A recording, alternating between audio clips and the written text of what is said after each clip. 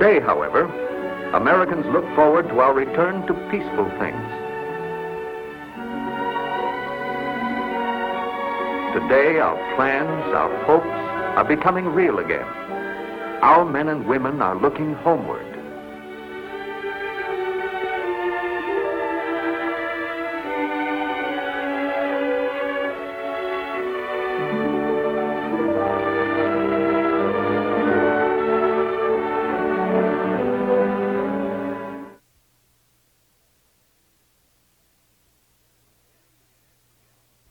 But still, you can't forget that you're alone, an outsider. Hello, Phil. How's everything? Oh, okay, I guess, Dad. And how's your record transmitter and microphone coming? Oh, all right, I guess. I know it isn't either. I can't figure out where to connect in the oscillator. I know I have to connect it into the amplifier, but where? It just doesn't fit in. Why not call the store and get more information? And by the way, how are things going in school? Oh, okay, Dad. But school here isn't like it was back in Morristown. Well, you know, son, maybe school is like your radio. This oscillator will do its work well. But as you said, you still have to fit it in so it can work with all the other parts. I know what you're driving at, Dad, but I don't think I ever will fit in, not here. I'm different from the guys in this town. Well, as far as that goes, Phil, everybody's different. That's what makes people interesting. Maybe. You know, when we moved here this summer, I had quite a time making friends in a new office where everybody else knew each other. What'd you do, Dad? Well, that's beside the point, son. What works for one doesn't necessarily work for another. But I bet the other men didn't look at your clothes all the time. Well, what makes you think they look at your clothes? Oh, because the other fellas wear sweaters or just shirts, not a regular suit like mine. Well, wear a sweater then. But clothes alone won't... Phil, what about the other fellows? What do they do? What do they like?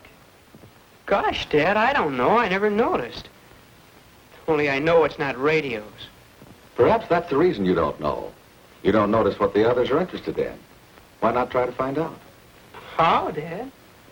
Well, you might try watching, listening.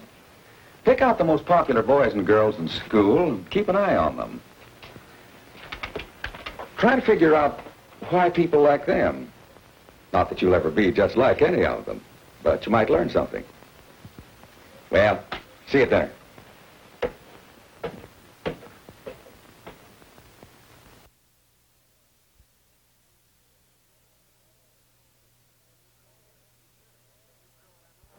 Hey, Jerry, there's that new girl in our math class.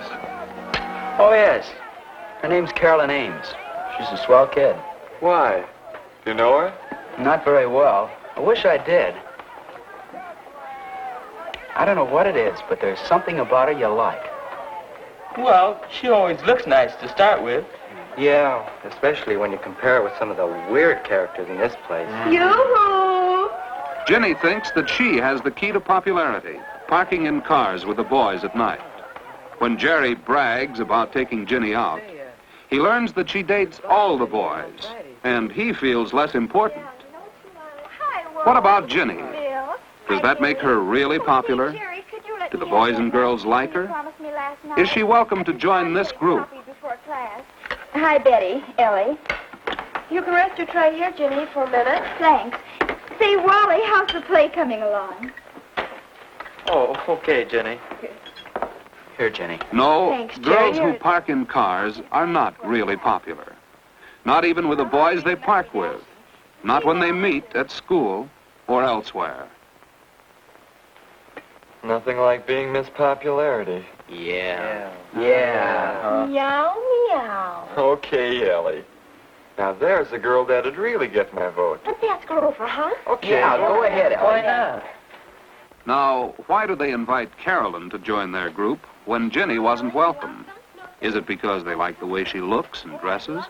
Because she seems as interested in girls as in boys? Because they've heard no scandal about her? I guess you know everybody, don't you, Carolyn? Hi. Hi, well, I've seen you around. I don't Betty Richards, Carolyn Ames. Betty's the lead in our class play.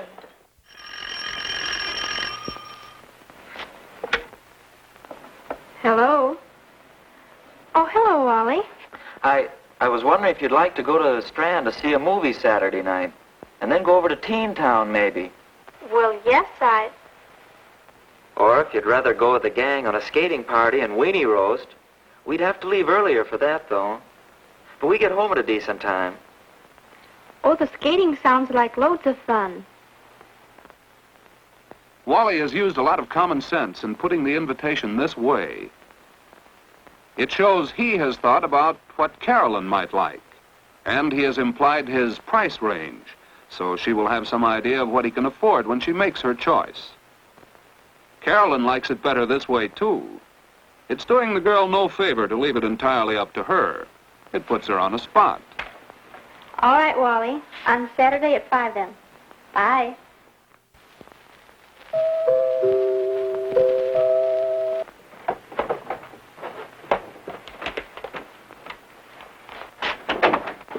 Hello, Wally. Come on in. Hello yourself. Gee, look at you all ready and right on time, too. That's a good deal. Thanks. Mother, are you busy? I'd like you to meet my father. Dad, this is Wally Johnson. Well, hello, Wally. How do you do, Mr. Ames? Here I am, darling. And I suppose this is Wally. That's right, Mrs. Ames. How do you do? Well, it's nice meeting you. Oh, excuse me a second. I forgot my scarf. I'll be right back. Don't let me interrupt your eating, Mr. Ames. Well, thanks, Wally. I was just looking into the world of events before we go to dinner. I tricked him into taking me out tonight. I understand you're having a little trouble with the props for the play. Oh, not too many now. Much as I hate to admit it, though, Carolyn has hunted down a lot of things that we couldn't find anyplace. Here I am, all set. Oh, Carolyn, I made some brownies today. Maybe you and Wally would like some when you get back. There's some milk in the icebox, too, isn't there? How does that sound? Gee, that sounds good. We'll take you up on it, Mrs. Ames. Thanks. Carolyn and her mother have found one way a girl can repay a boy for entertaining her. A bite to eat at her house will save him money. Perhaps they'll bring another couple home with them. That would be fun. Folks know when we'll be home? We'll be home before 11, Mother. Wally and Carolyn are saved the embarrassment of the argument about coming in at night. That was settled before Wally arrived. The hour was decided after considering such things as where Carolyn and Wally are going on their date, whether tomorrow is a school day, and how many dates she has had recently. Do you have your key, dear? The family knows Carolyn will stick to her word. All right. Have fun, you two. I'll take good care of her, Mrs. Ames. Bye. Bye. Goodbye. Goodbye.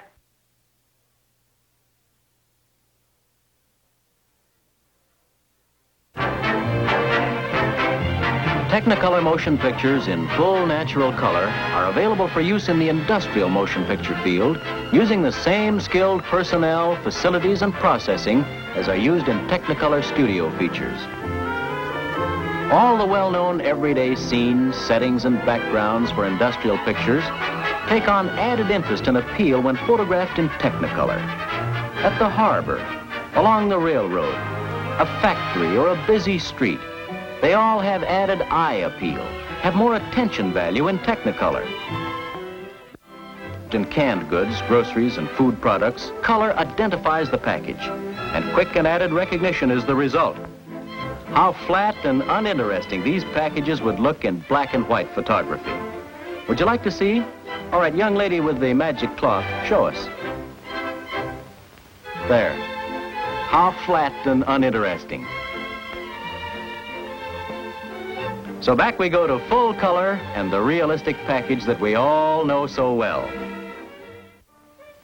Any color distortion or degrading would be instantly recognized.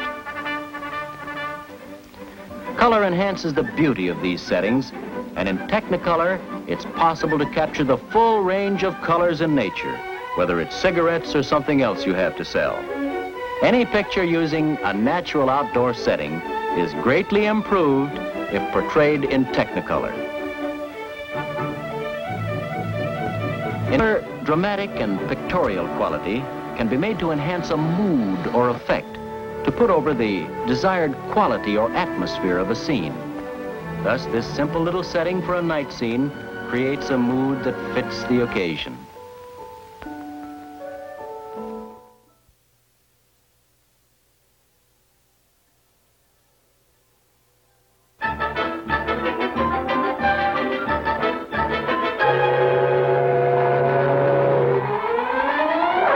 Meet Joe, the king of the workers of the world.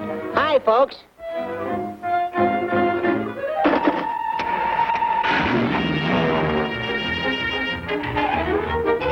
Joe's the king because he can buy more with his wages than any other worker on the globe.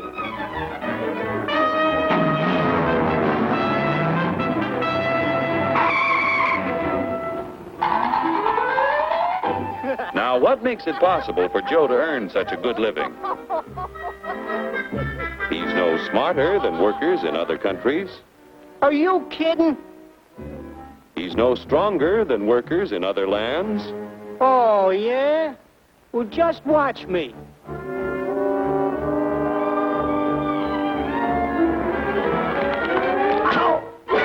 Just because Joe's an American doesn't mean... Yeah? Well, being an American is the best thing on the... Oh! My back! Sure, being an American is great, but how could you be superior to any foreigner when you or your folks might be any one of a dozen different races or religions? So, if you're no Superman, it must be the American way of doing things that makes you the luckiest guy in the world. I don't think I'm so lucky. You don't? Well, let me show you. Hey, what's that gadget? Television? No, it's a time machine. Just pull that lever. You'll see how people worked 100 years ago. Hey, this I like. Oh, that's too far back. Try again. We want to stop at 1850. Who's the character? That's your grandfather, Joe. Oh. He had to work 69 hours a week to earn a living because he had only inexpensive hand tools and his own strength to help him make things. Your grandfather was a powerful man, yet his strength equaled only 1/10 of a horsepower. You have hundreds of horsepower in this costly giant of a machine to multiply your strength and efficiency 1,000 times. This makes it possible for you to earn more than any worker in history.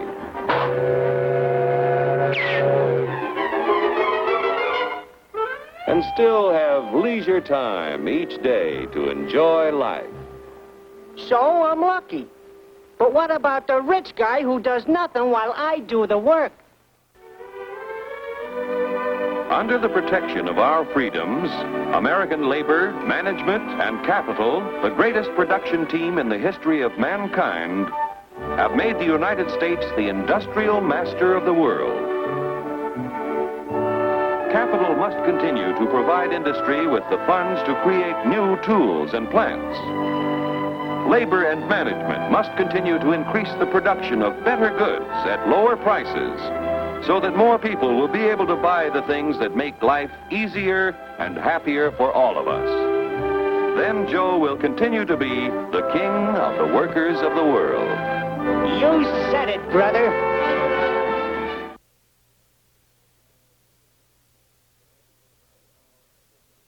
Well, it's the time Anne had set for getting home. And now, good night. The end of a perfect evening.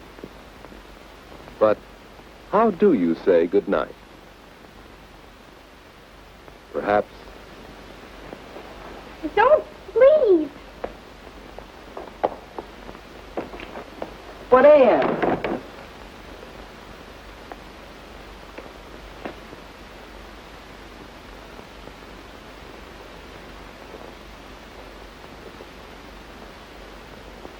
Or it could go this way.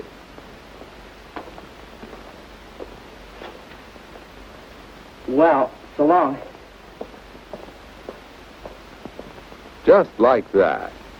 After all, a girl likes to know you've had a good time. So let's try saying goodnight again. One more way. Well, it's getting late. Yes, it is. I'd ask you in for a bite to eat if it weren't so late. Let's plan to get home in time for a sandwich or something next time. Say, that sounds good. I'll call you next week. Will you? Well, thanks so much. I had loads of fun. So did I. Good night, Woody. Night, Ann.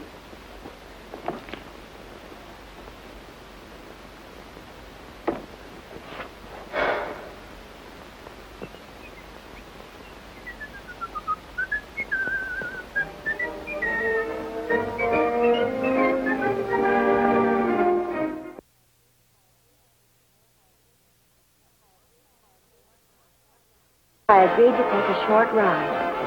Not more than 15 minutes. Not more than 15 minutes.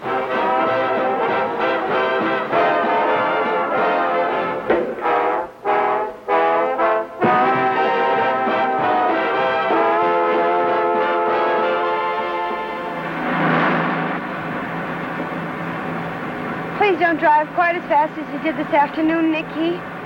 What's the matter? You've been listening to that Tina side nonsense some more? I've been driving since I was 12 years old. Like I told you before, my own father taught me all the tricks. Be careful, Nick. Don't worry, there's nothing to it. Watch this. Just give him the horn and make him get out of the way. There wasn't any doubt that Nick knew how to handle a car. But I couldn't help remembering something. Tenacide is the fine art of killing yourself and maybe somebody else before you reach the age of 20. You do it with an automobile. It's easy, really. Do you have to take corners on two wheels? Why not? Two wheels are better than none. That's what my old man always says. Please, Nicky. It's the second red light you run. Ah, those things are for old women and scaredy cats. I know what I'm doing.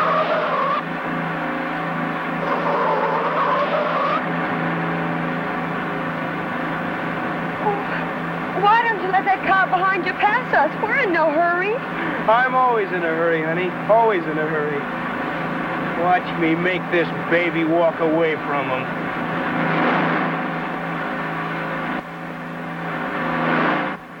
Tenacide is the fine art of killing yourself and maybe somebody else before you reach the age of 20. You do it with an automobile. Tenacide. Tenacide. Tenacide. Tenacide. Tenacide. Tenacide. Tenacide.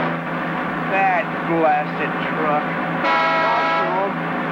Oh, no, Nick, no, not on the curb. There's another car coming. No, no, Nick, look out! My face.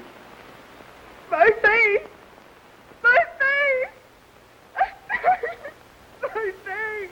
So you see, it would have been better if I had died in the hospital than to look the way I do. I couldn't even go to Nick's funeral. Or the funerals of all those people in the other car. And as I said before,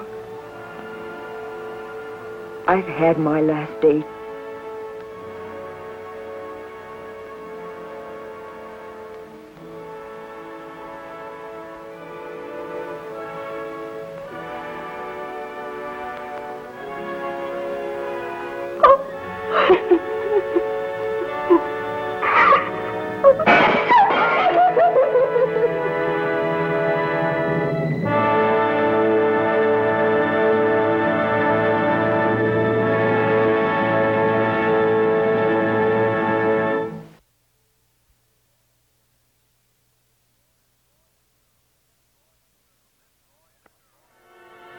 This boy and girl coming home from school look quite content with life.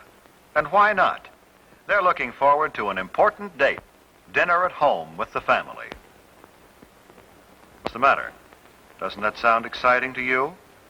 Well, to them it's a special occasion, as it has been ever since they sat down to dinner in high chairs. Why should they feel that way about something you take so completely for granted? Well, let's see if we can find out. First of all, daughter has changed from school clothes to something more festive. Dressing a little makes her feel and consequently look more charming. Even the table takes on a special air. Mother, too, changes from her daytime clothes. The women of this family seem to feel that they owe it to the men of the family to look relaxed, rested, and attractive at dinner time. Brother is spending an hour before dinner catching up on his homework. He has plans this evening. Perhaps that explains the telephone call. But he won't spend a lot of time on the phone either. When there are several members of the family to be considered, it is not a good idea for one member to monopolize the phone. And it is never good to allow telephone conversations to interfere with studies.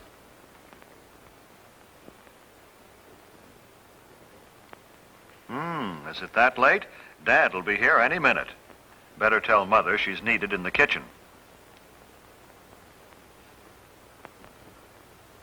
Brother notices the time and realizes that he must put things in order and clean himself up in time for dinner.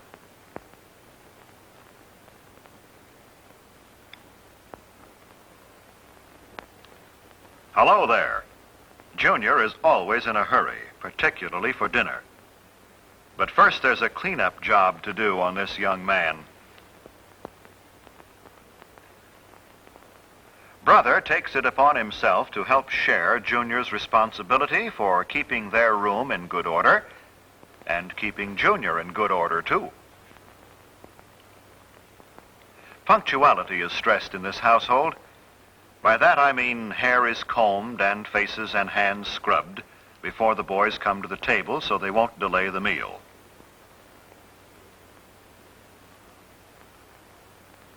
Now, mother and daughter put the finishing touches on the dinner.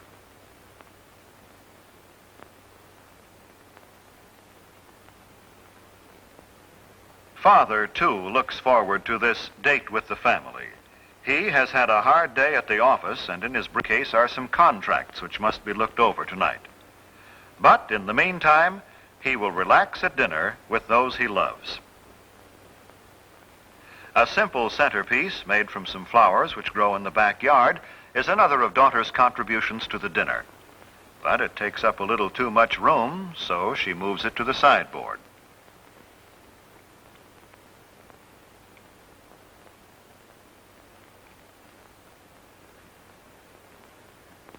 These boys greet their dad as though they are genuinely glad to see him, as though they had really missed being away from him during the day and are anxious to talk to him. This is the time for pleasant discussion in a thoroughly relaxed mood. They don't pick this time of the day to spring unpleasant surprises on Dad. If they have disagreeable news, they'll postpone the discussion until another time.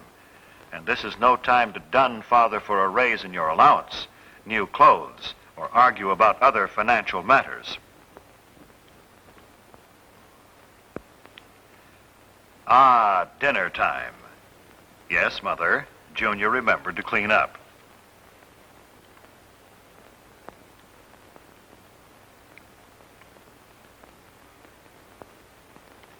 Brother seats Junior. Then helps Mother to her chair as he would his best girl.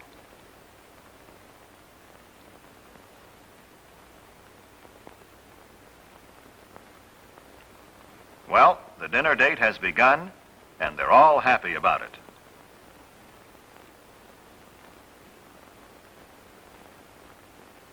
Many families throughout the country observe the custom of saying grace at mealtime. It is always treated with reverence and respect.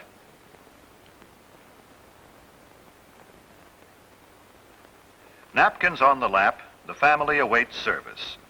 They converse pleasantly while Dad serves. I said pleasantly, for that is the keynote at dinner time. It is not only good manners, but good sense. Pleasant, unemotional conversation helps digestion. Father serves Mother first. then daughter, then the boys. Don't worry, fellas, you won't get left.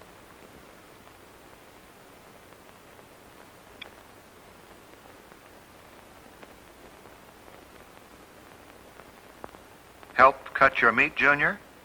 Of course.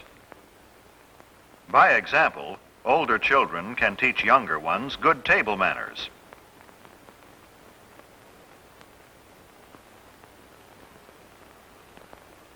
No one starts eating until Father has served himself. Always wait for the hostess, in this case Mother, to begin eating before you start. Let Father and Mother guide the conversational trend if they desire. After all, they made all this possible and may want to talk over their day with each other. Tell Mother how good the food is. Maybe Sis rates a compliment too. It makes them want to continue pleasing you. Well, all this is good general advice, but there are some specific don'ts. Maybe the family will demonstrate for us. Don't monopolize the conversation and go on and on without stopping. Nothing destroys the charm of a meal more quickly. To say that the rest of the group is bored would be a gross understatement.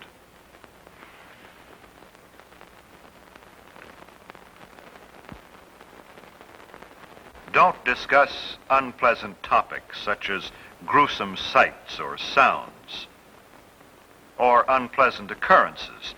This is a time of pleasure, of charm and relaxation, remember?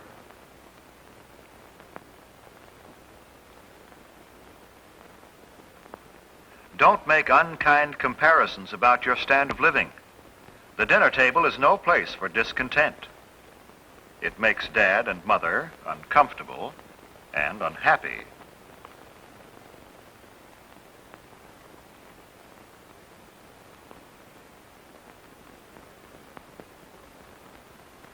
Don't insult your brother or sister with offensive remarks about friends. Arguments, harsh words mean tension and distress for everyone.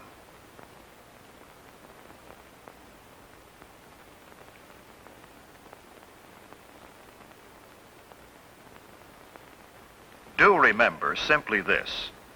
Treat the other members of your family with the same respect and cordiality you would show your most treasured friend outside the family circle. This does not mean you should be stiff or formal. With your own family, you can relax. Be yourself. Just be sure it's your best self. This is better. Now things are on an even keel again. Now we're ready for dessert. Most families don't have maids, so Mother needs help with the serving from the kitchen. Son says Mother has done enough. Watch him play butler. The removal of dishes from the main course and the serving of dessert set the stage for the conclusion of a thoroughly pleasant meal.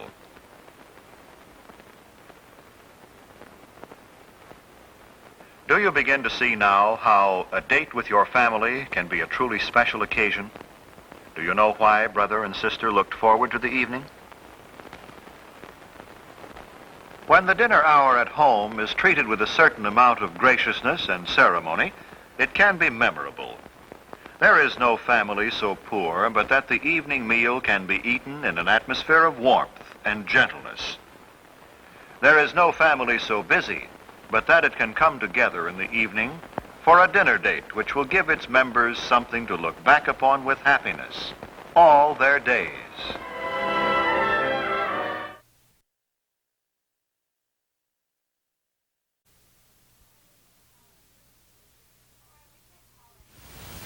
Oh, I wish Miss Holland were here. You know, I remember the first jelly I made. Mine happened to be the first glass that she picked up that morning.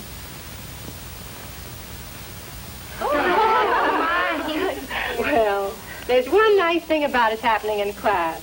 Here it's part of our learning. At home it would be a minor tragedy. We'll come back to this again, but there's one thing we can be pretty sure of. There was too little of either sugar or acid or pectin. Not enough of any one means soup instead of jelly. Now let's see how this peach jelly is.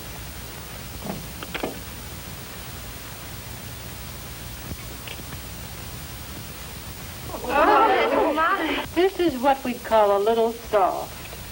It won't hold its form, and when you cut it, the surfaces are rounded. The probability is there wasn't enough acid.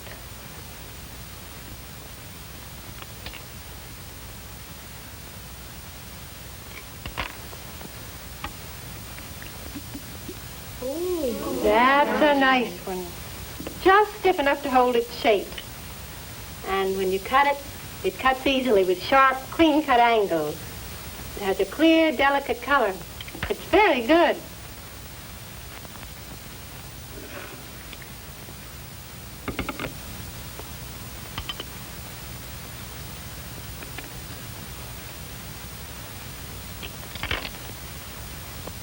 Well, not quite. This one's too stiff. That's likely to happen with apple jelly unless you're very careful. It won't spread easily, and it's a little hard to handle.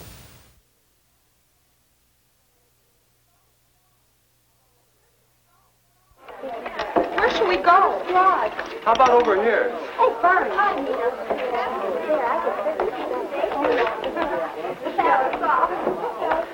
Your table, madame. Thank you, sir. This is fun, isn't it? Yeah.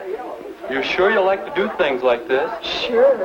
I thought all girls wanted fellas to take them to fancy places, spend lots of money. Not this girl. You know, I sort of like things like this, too. You won't laugh. I like to go on bicycle trips, too.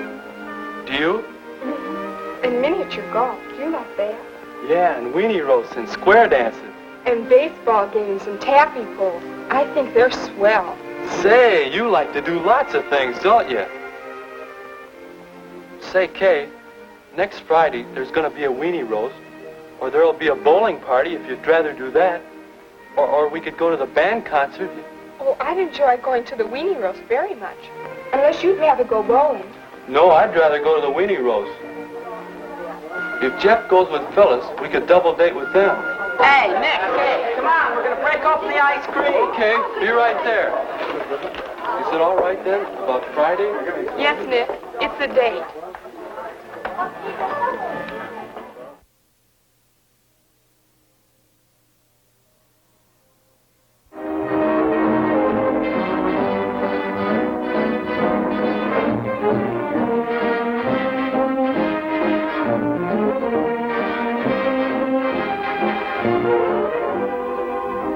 12 o'clock, and time for the headlines of the latest news of the day.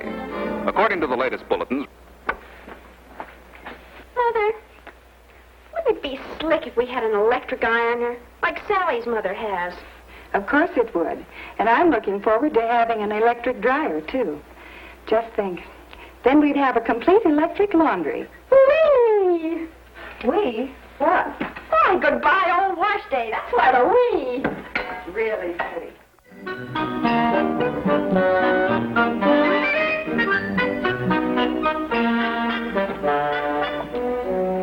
Hi, Mom. Oh, gee, it's good to be home.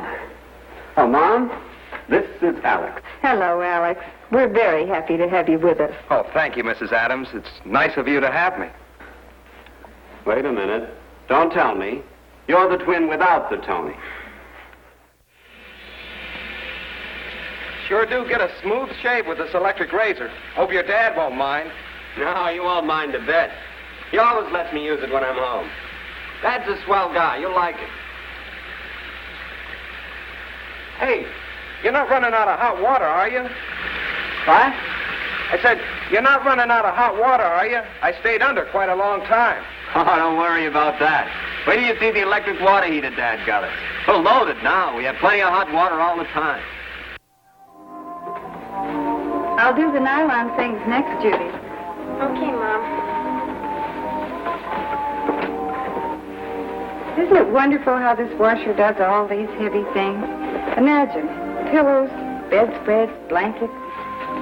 Uh-huh. Judy, it isn't as bad as all that, dear. Sorry, Mother. I was just thinking. Thinking? About what? Oh, you know. Thinking how awful wash day used to be for you. before you had the electric water heater and the washer. Now, wait a minute, dear. And about how much easier it'll be when you get your electric ironer and dryer. And take engineering. Electrical, mechanical, most any kind. Think of what still can be done in the field of research. For new ways of doing things. For the generation of power, the distribution of power, and the design of new machines. Why, Mr. Adams, some of those large generators I've seen have the rhythm of music. Anyway, that's what Johnny said. Jeepers, these towels are soft and fluffy. You can say that again. Jeepers, these towels are soft and fluffy. All right, all right. But they'd never get this soft and fluffy flapping on a clothesline. Must be a relief not to hang out clothes anymore. Watch. This is Mother. Any day can be wash day now. My electric dryer saves me miles of walking and tons of carrying in a year. No kidding, though. This little old dryer sure gets things done in a hurry. Man, oh, man. Now, here's something you probably never thought about, Judy. The kitchen today is like a factory in a lot of ways. Well, the product can only be good if the right tools are used. So, modern factories use the best machinery that money can buy. As a result, the work is done faster, better, and easier. Just as it is in a modern kitchen. See what I mean? Golly, I'm so impressed.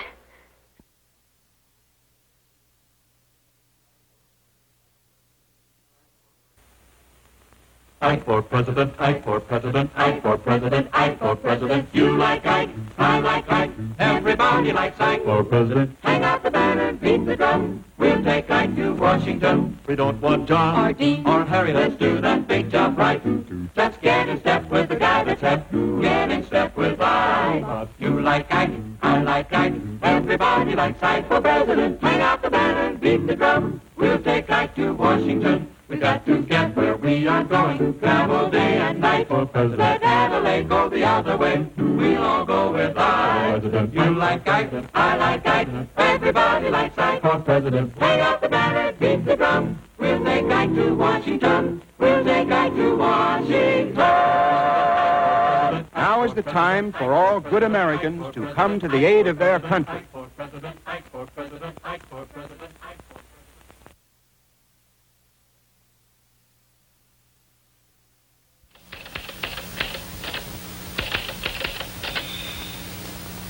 How's it coming, Lynn? So there I was at 20,000 feet. Hey, what's this big treaty on, anyway? Perhaps you mean treatise?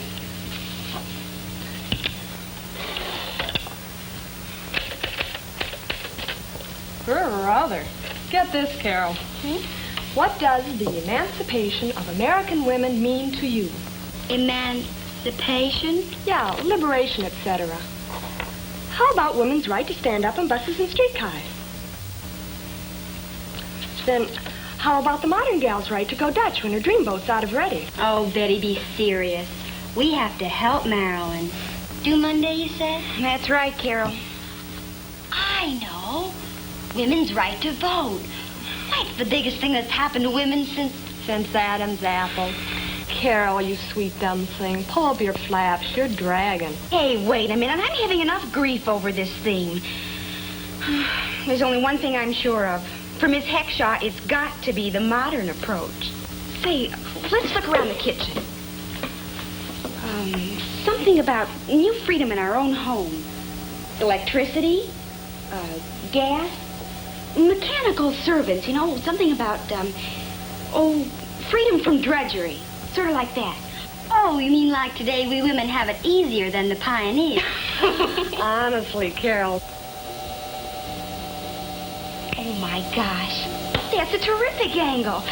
Talk about emancipation. Take the family wash, for instance.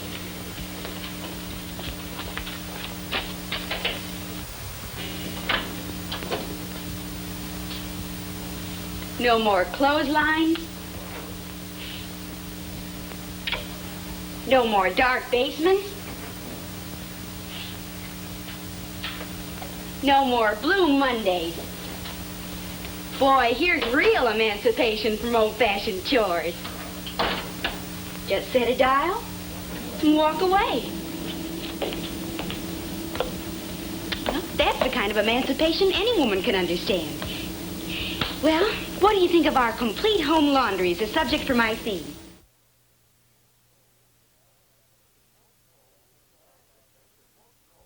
Scientists think that most colds are caused by extremely small microorganisms called viruses.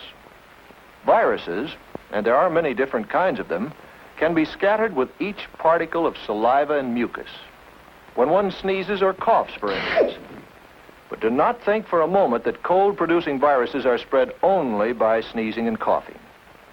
If by some magic the tiny particles of saliva and mucus could be made visible as a black smudge, we quickly would realize in how many other ways we are apt to scatter bacteria and viruses all around us.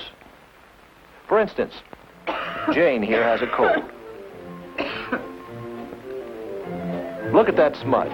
Look at those germs she leaves on the doorknob. And here's Bob's hand picking them up. Bob, his hand now covered with germs picked up from that doorknob, transfers them to a book. Sue, having the bad habit of wetting her finger to turn pages, carries the germs from the book to her mouth, and then passes them along with a pencil to Anne. Anne carries them home and leaves them on the family's dinner table. Yes, even during an ordinary conversation, saliva and mucus particles escape our mouth and easily reach others who inhale them as they breathe. Just remember how breath becomes visible on a cold day. How then, with so many germs surrounding us, can we avoid having colds all the time?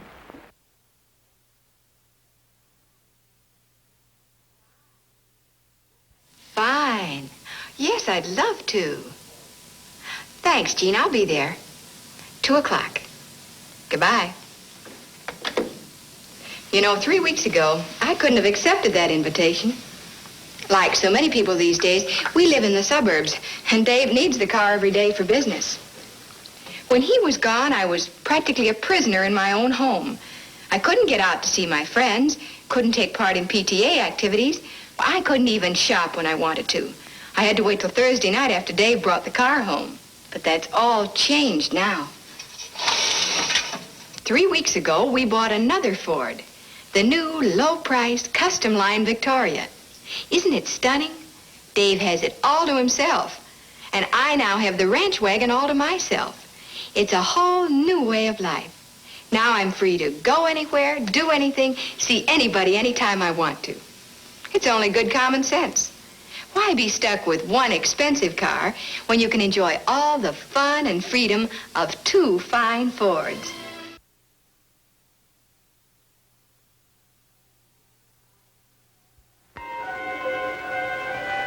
I dreamt last night the moon was so bright it melted the walls away. And it wasn't alarming when I saw Prince Charming come into my bedroom and say, let me persuade you to come to the place where tomorrow meets today. Ooh, thank you. It sounds very exciting. May I come just as I am? Hey, girls don't go to Motoramas dressed in a pair of pink pajamas. Maybe they don't, but I don't care. Haven't got a single thing to wear. Quick, please, a gown. Ooh, I'll be the talk of the town. Oh, my. Go after it, fly. I followed my heart through the night past 1,000 windows, yellow with light. Down, down it fell, and it landed in the Waldorf Astoria Hotel.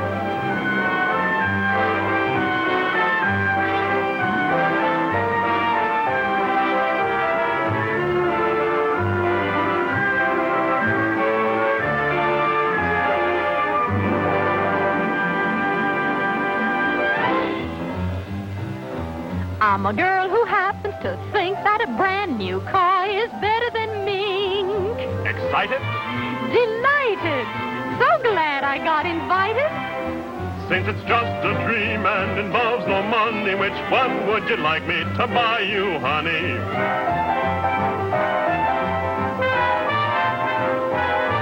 They're all so beautiful, I really don't know. So let me go down, get the road down, and look at each one much closer.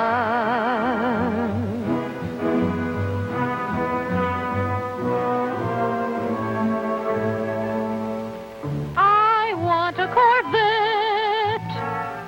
I thought you would. Ooh, I want a Pontiac too. Okay, we'll have the usual two-car garage. How do you feel about this fine Oldsmobile? It's easy to see myself taking the wheel. This Buick's a beaut. I'll try it. Ooh, what a dreamy ride.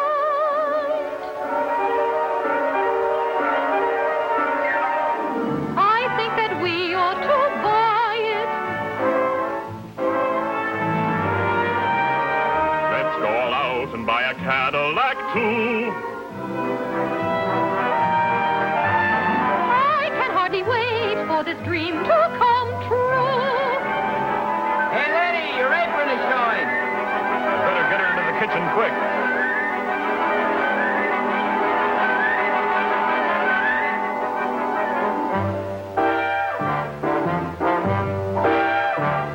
Just like a man, you give him a break, and you end up in the kitchen baking a cake. But this was a kitchen like none I'd seen. Put a card in the slots, and onto the screen pops a picture of just how your dish will look, plus all the ingredients you need to cook.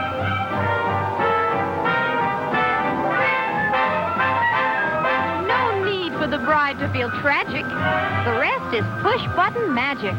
So whether you bake or broil or stew, the Frigidaire kitchen does it all for you. Don't have to be chained to the stove all day. Just set the timer and you're on your way. Tick-tock, tick-tock, I'm free to have fun around the clock.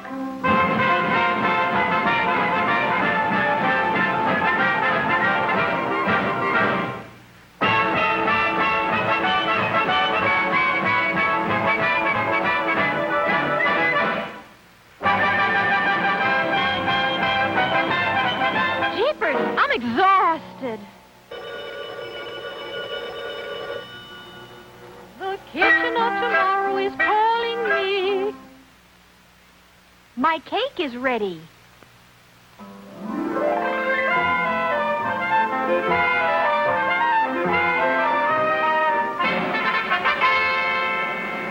Time for the show. Everybody on stage.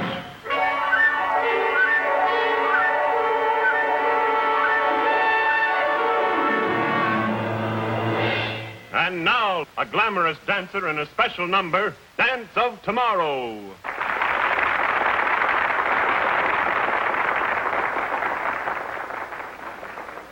Everyone says the future is strange, but I have a feeling some things won't change.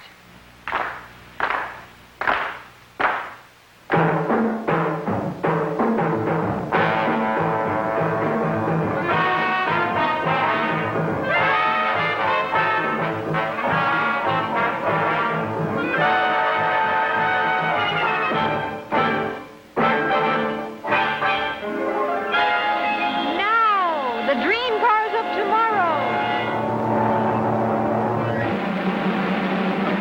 A magnificent Eldorado town car by Cadillac. Ensemble by Christian Dior of Paris.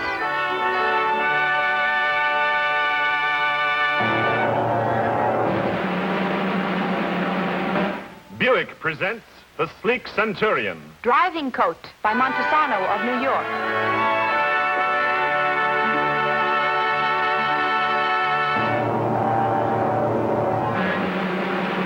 Oldsmobile's elegant Golden Rocket. Sports Outfit by Pat Primo of Los Angeles.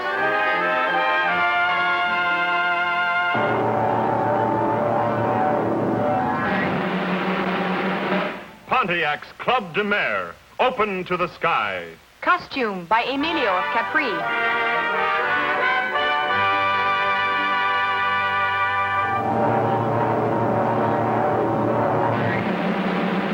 Chevrolet's Impala, graceful and swift. Silk Casual by Digby Morton of London.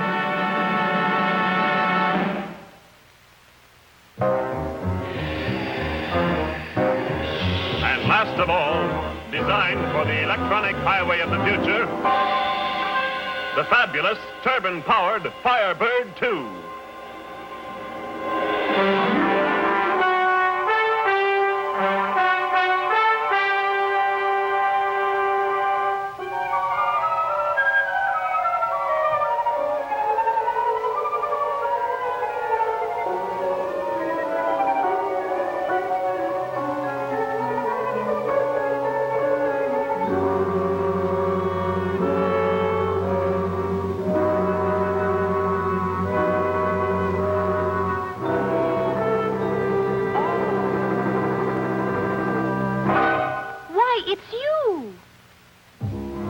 Firebird 2 to Control Tower. We are about to take off on the highway of tomorrow. Stand by.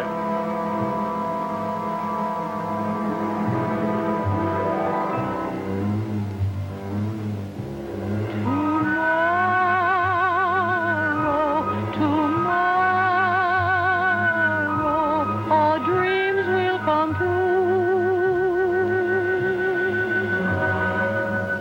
Together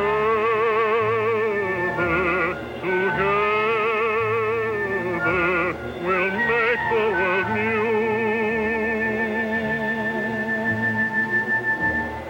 Strange shapes will rise out of the night, but our love will not change, dear. It will be like a star burning bright, lighting our way with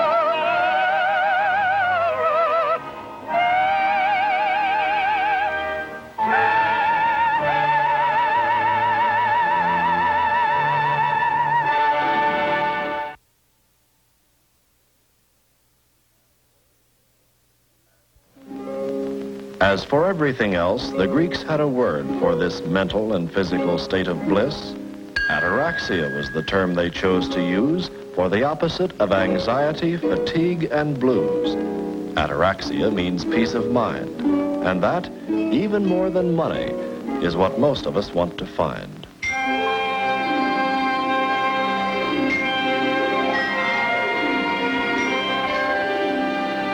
Today, medical science recognizes that some folks aren't helped by relaxing exercises. In cases of difficult tension and nervous apprehension, doctors are now prescribing an ataraxic medicine. It makes those who fear they're about to quit feel like they're ready to begin, bidding their darkened spirits goodbye for the calming peace of a cloudless sky. Of all the states throughout this nation, the happiest by far is the state of relaxation.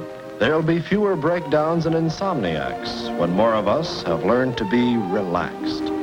We'll be free to relish the joys of life, no longer tense over daily worries and strife.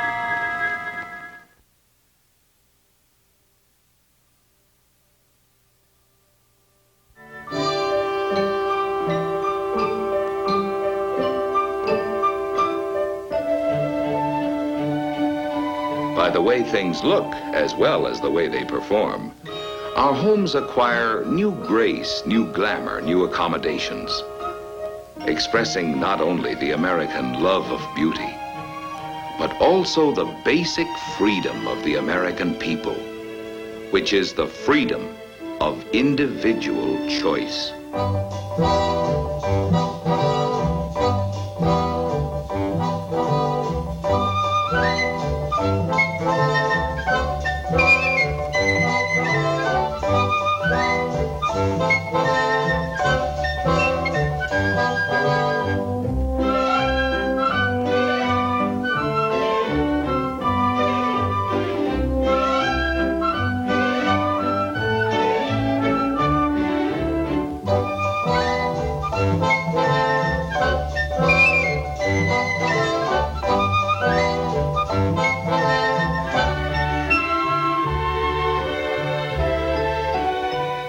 In form, proportion, rhythm, and variety, the stylists leave their unmistakable marks on everyday conveniences in flowing lines and graceful shapes, which we as Americans may enjoy.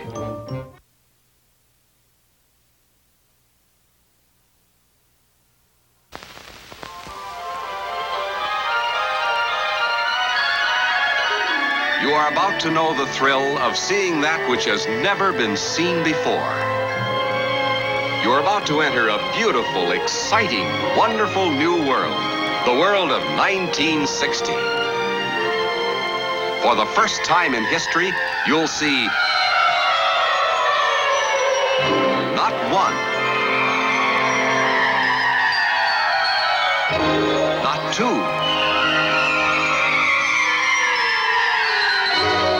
but three completely new kinds of Ford cars for 1960. A wonderful new world of Fords.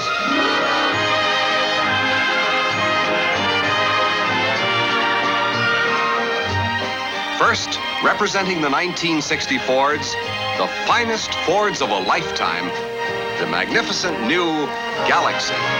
Live a wondrous new life in the Fords of a lifetime. The finest new Fords of a lifetime. In a beautiful, wonderful new world of Fords. Beautiful from any point of view, worth more from every point of value. The 1960 Fords open up a whole wonderful new world of styling, elegance, and built for people comfort. And now, the world's most wanted car.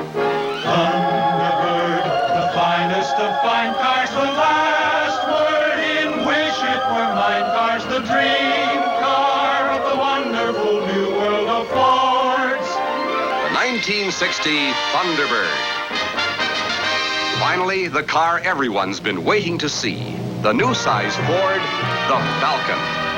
The Falcon, the new size Ford Falcon, you'll find that the new size Ford Falcon's the easiest car in the wide world to own.